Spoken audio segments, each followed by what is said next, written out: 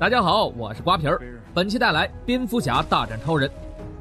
众所周知啊，只要和蝙蝠侠有关的电影，布鲁斯的父母总在片中被劫匪枪杀。母亲玛莎和父亲托马斯的死，直接导致了哥谭市的犯罪永远笼罩在蝙蝠侠的恐惧之下。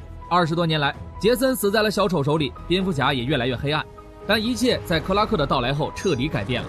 与佐德的战争导致城市死伤惨重，布鲁斯急匆匆地赶到现场，佐德的热视线直接摧毁了维恩大厦，好朋友杰克丧命废墟。当布鲁斯冲进来时，员工基夫的双腿早就已经失去了知觉。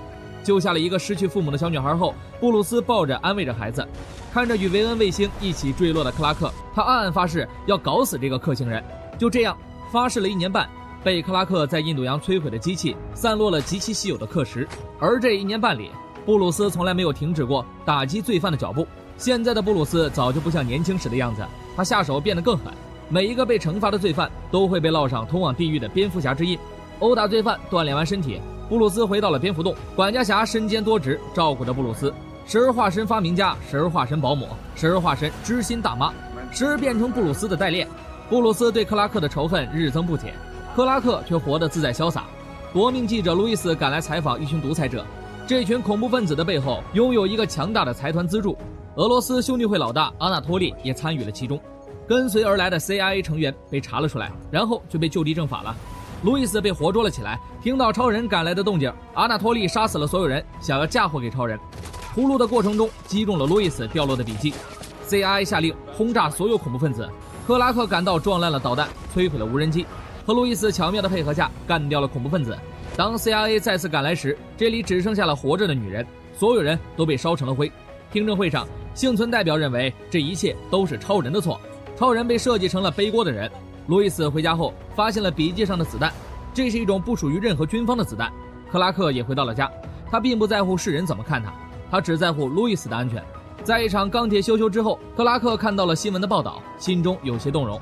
失去双腿的肌肤对超人恨之入骨，如今他现在一无所有。他在超人的雕像上喷了伪神的字样，超人在大众的印象中一落千丈。同一时间，大都会的首富莱克斯接见了议员，坠落的克什全部都被他重金买了下来。佐德的遗体也在莱克斯集团，因此他们发现了克什是克星人最大的威胁。如今超人被视为了威胁之一，莱克斯想要靠自己拯救世界，除掉超编是他第一步计划。他提取了佐德的指纹，准备搞点大事情。克拉克来到了代表家中，但他早已经不在了。莱克斯把罪过推给了蝙蝠侠，克拉克对这个黑暗骑士直接路转黑。恰巧路易斯调查到了子弹的来历，领导安排他去探究个究竟。另一边的布鲁斯找到了阿纳托利，拷贝了他手机上的所有内容。又是翻云覆雨的夜晚，他查到了莱克斯与阿纳托利的秘密交易。刚好布鲁斯被莱克斯邀请了参加晚宴，老爷开着老爷车前往了现场。参与晚会的还有戴安娜。布鲁斯准备去拷贝所有数据，克拉克作为记者也一定来到了现场。他听到了阿福在另一边的声音，安置好了设备后，与克拉克迎来了史诗级会面。克拉克本想追问个究竟，但世界上还有人需要他去拯救。最惨的是布鲁斯的设备被戴安娜顺走了。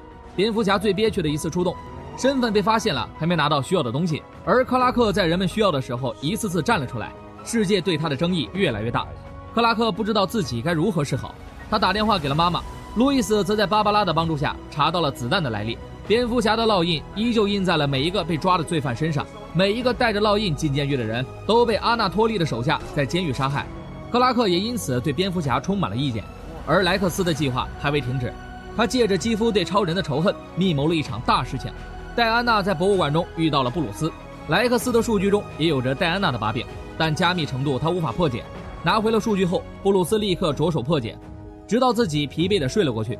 在梦中，世界已经末日，欧米伽深深地印在大地之中，达克赛德已经到来，这个世界上超人已经黑化了，掌握了全世界的军队。蝙蝠侠则带头准备反扳超人，在一次交易中被设计欺骗，手下接二连三地被超人的军队杀害。尽管自己努力抗争，却无法对抗数不清的军队，加上泪魔的加入，蝙蝠侠很快被活捉。超人赶到后瞪死了所有手下，一切都是因为路易斯的死造成了超人的黑化。惊醒后，小闪穿越过来警告布鲁斯一定要保护好路易斯，找到他们组建正义联盟。破解数据后，布鲁斯找到了克什的存在，他想要对抗超人就必须得到克什。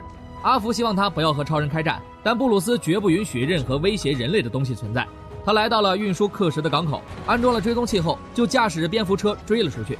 蝙蝠侠从不杀人，他利用机枪和大炮把恐怖分子通通打晕了过去，巧妙地把他们的身体挤压到了人类的极限。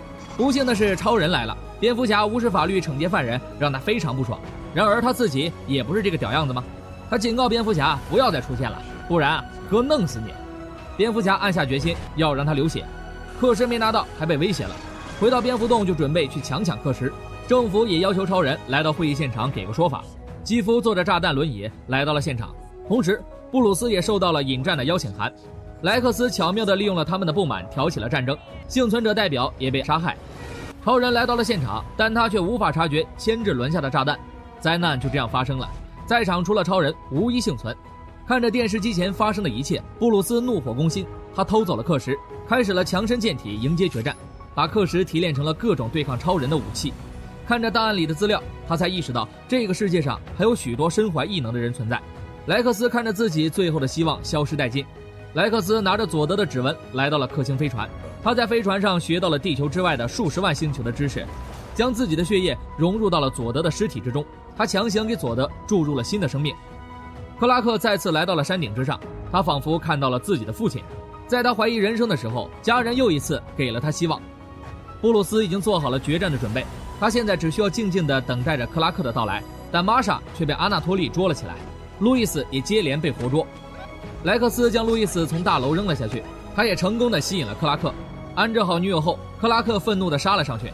他已经知道了莱克斯的邪恶计划，克拉克不想为了他去对抗布鲁斯，但妈妈落到了他们手里，克拉克不得不同意他的要求。他想要寻求布鲁斯的帮助。戴安娜准备启程离开的时候，收到了布鲁斯的邮件，他的把柄如今已经被拿了回来，大包发回来的还有闪电侠、海王、钢骨的资料。同时，克星飞船为了复活佐德，几乎抽干了城市所有的电力。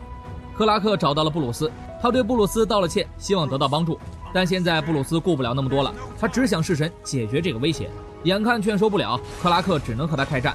布鲁斯利用克什粉末弱化了克拉克，没有神力，单靠格斗技巧，他根本就不是布鲁斯的对手，被布鲁斯一顿拳打脚踢，毫无还手之力。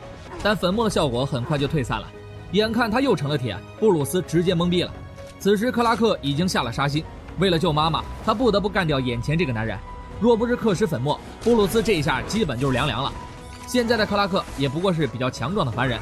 布鲁斯拿起了克什长矛，让他流了血。